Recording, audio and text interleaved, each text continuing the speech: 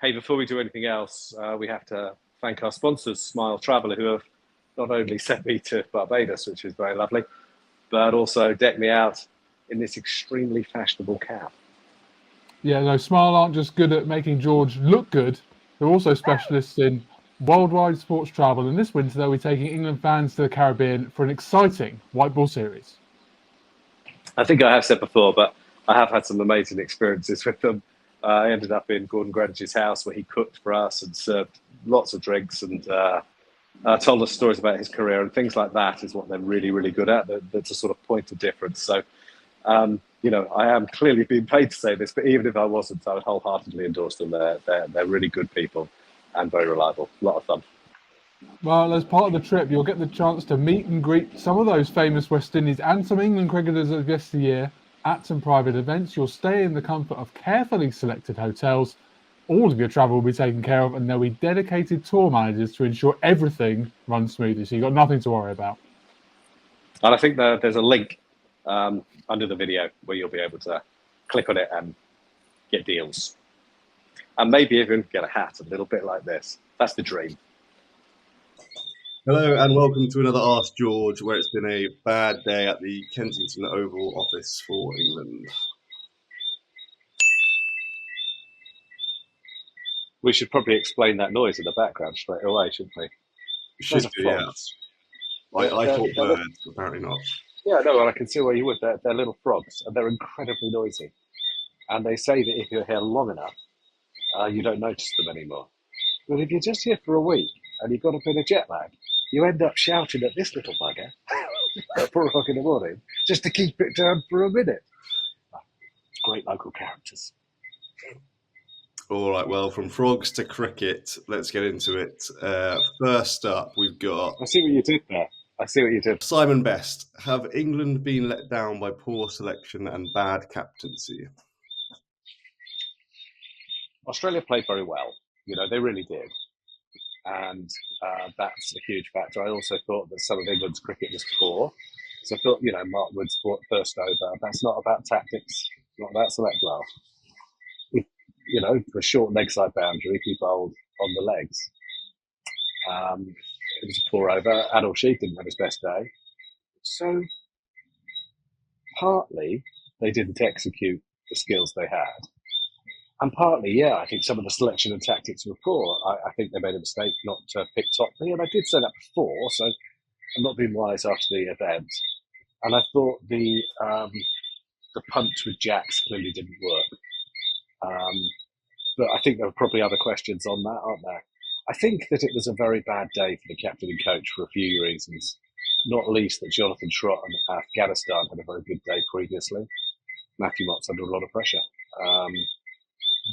England's fate is no longer entirely in their own hands, and that's a very uncomfortable place to be. But Australia did play really, really well, and England still can go through. So I'd just be a little bit easy on the doom and gloom right now.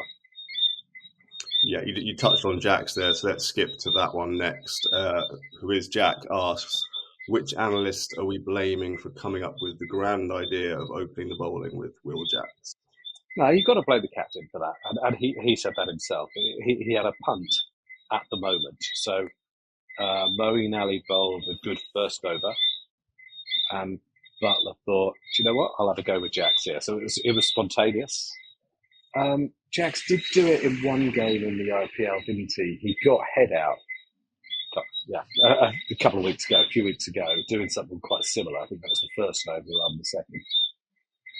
So, there was some logic there. But yeah, he's only bowled 2 overs in his previous 15, was it? T20 internationals, 14 maybe. And he is a bit slow and loopy. And there is a short boundary. The short boundary to the leg side was maybe, to square leg from where he was bowling was maybe 57 yards, I think. But there was a very strong wind, which would have made it effectively even shorter. And he bowls quite loopy, slow spin. Yeah, got murdered and didn't work, did it?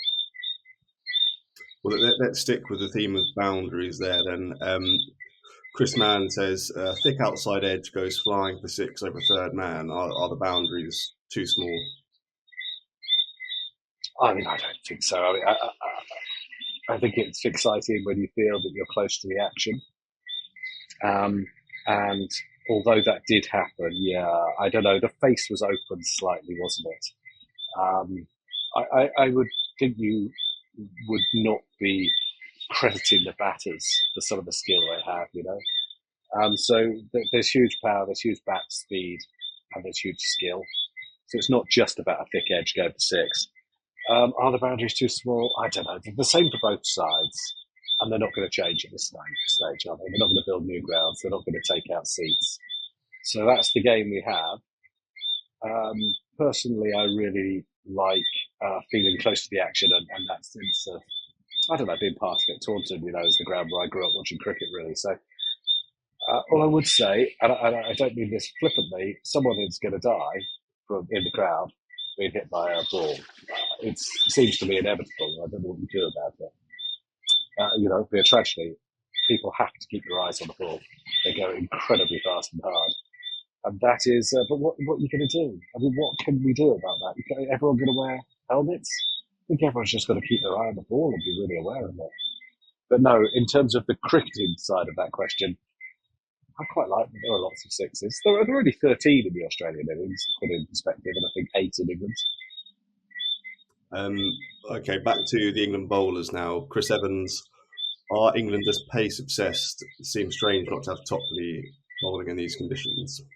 Yeah, I think I probably agree with that. I think England as a nation probably hasn't produced as many fast bowlers as several other countries, not least Australia.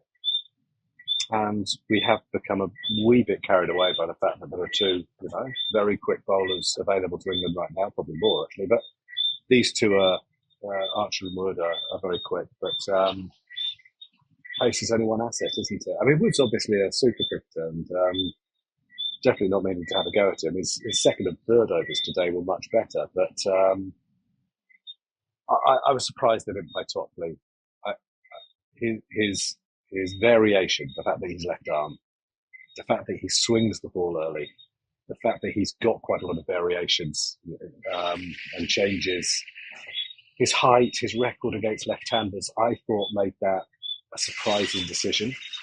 And for that reason as well, I'm always a bit uneasy about bowling spinners in those first couple of overs because the white ball only swings for a couple of overs. Although, to be fair, Mitchell Stark got it to swing in his second over today. But most bowlers don't. And I would have been tempted to start with, certainly with Topley and maybe Jofra as well. Jofra, I should say. He's corrected us on the pronunciation of his name. It's Jofra. And next up, we had a few on kind of, coaching and captaincy. Mark Callaghan, tactically for Mott. So far, England have been well off the pace. Too many players picked on reputation rather than form. Well, who's been picked on reputation rather than form? Johnny Bairstow? He hasn't mentioned anyone in particular in that. Well, I'd be struck. Well, he hasn't. You're not picked Phil Salt on reputation rather than form, are you? I mean, I don't know, or Will Jacks, or Harry Brook, or Butler. I don't know, or Archer, or Wood. So I don't know. You'd have to be specific. I mean, maybe you mean Livingston. Maybe you mean Malin. Maybe I don't know. Bairstow's struggling, isn't he? I mean, he had I would look like a Johnny Bairstow tribute band.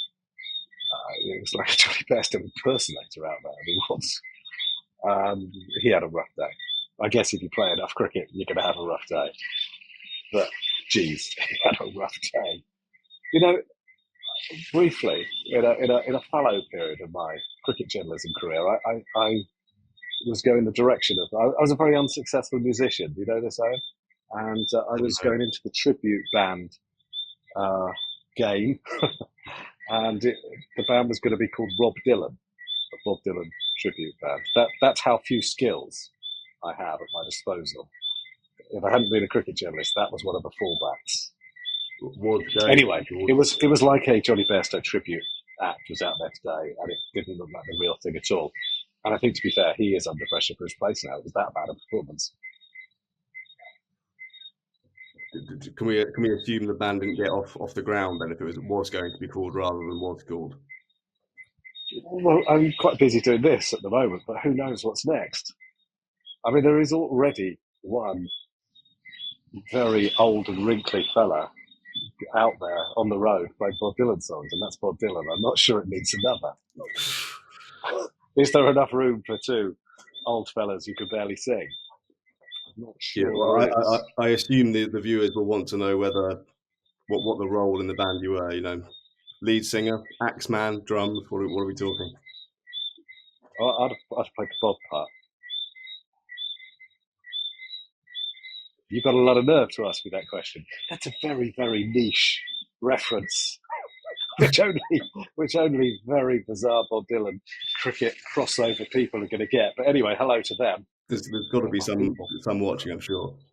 Anyway, wouldn't count on it. Can you hear those frogs? Oh, you're thinking they're charming. Yeah. What eats frogs? What eats frogs? French. We should release some French out here. Well, do they eat all of them? They just eat their legs. They'd still be sitting there. They wouldn't even move, would they? They might be even angrier. I said, apparently this is a mating call. Is that right? Well, it doesn't work for me. I mean, it's been a bit of a fallow run, but it's still not working for me. Well, am I oversharing? At midnight in the UK, I'm struggling to think of ways that we can solve the frog issue right now, but we can spitball. Well, we could put some French people out there. I reckon that's my solution. Okay, let's give that a go. A couple more here. Danny asks, how invested will the England camp be when they're watching Scotland versus Oman tomorrow? Yeah, well, I don't know. They've got a flight, haven't they? Oh no, they fly early. Yeah, the fact is they'll be very keen for Oman to beat Scotland. The uncomfortable position that England are in now means that they can win both their remaining games and still go out. That's not great. And as I said in my piece, if Scotland and Australia played the last game, right? I think, and if Scotland beat Australia, Australia will still go through. Won't make any difference to them, and Scotland will knock out England. Potentially, anyway. That's a few other things have to fall in place, of course. But yeah, that's an uncomfortable position. So England are going to be hoping Australia win. And as I said in my piece, Australia should forfeit the game, demanding that all sheep in Scotland have an ensuite bathroom or something. Some really big, political issue of the day, and say that morally they just can't bring themselves to play, and then England are screwed.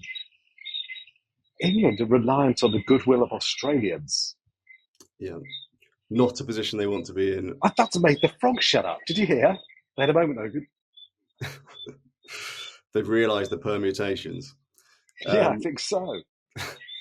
Lastly, Lucifer. That's frog swearing. Do you hear that? I'm not fluent. I don't want to swear because I know you'll have to bleep it out. But maybe you could croak it out. Yeah, well, I don't think I have to. Yeah, we haven't heard you for the last 10 minutes, so let's see. Get through this last one. England are going to croak too. Sorry, go on. Okay, that's what we're here for. No, you can cut that bit out. Yeah. What should the ICC do for these associate teams after this tournament? They're going to disappear for 2 years again. Well, they're not. They're not going to disappear. Scotland's still going to be there. It's not all up to the ICC, is it? The ICC as an organisation is made up of its member states. So how about the bigger nations, the full members, if you want to call them, the test hosting states, whatever you want to call them?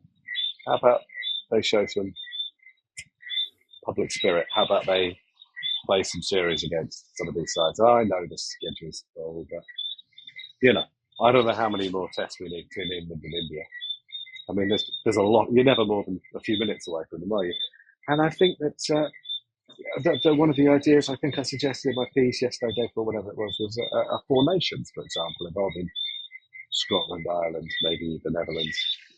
And those sorts of things would be good. So it's about the other nations, the richer nations, taking some responsibility. And and playing them more often. And the ICC should be applauded, I think, for including the 20 teams in this. And one or two bumps on the way, but actually there have been some really exciting games, and there could be two or three quite surprising names in the Super 8s. I mean, it really does look as if USA could be there. If England get there, I think they're going to be playing America in Barbados. Is that right? Is that how? But lots of things could happen. New Zealand might not be there. Pakistan might not be there. Afghanistan might well be there. So this tournament, I think, has been quite good for the development and growth of cricket outside the big 6, 8, whatever you want to call them. And the fact that it's in the Caribbean and the US as well. So I don't want to be critical of the ICC all the time. How about England, the ECB, take the lead and stage a game or two against Scotland? Remember, they've never beaten Scotland, they've never beaten Ireland, they've never beaten Netherlands in the T20 International. Amazing. Okay, well, that's enough for one evening from me, George, and a horde of frogs behind us. They're probably they're gonna charge, they're gonna invoice for their appearance. Well, get indoors before they launch their attack. Yeah, okay, noted. Thank you. All right. See you all in due course. I think I'm doing another one tomorrow, the next day. You might do, yeah. And then we'll be back for England on. It might be a Friday record, but we'll be back for the next one either way. We will be from Antigua. Sadly saying goodbye to Barbados for now. Thanks for all the questions as ever.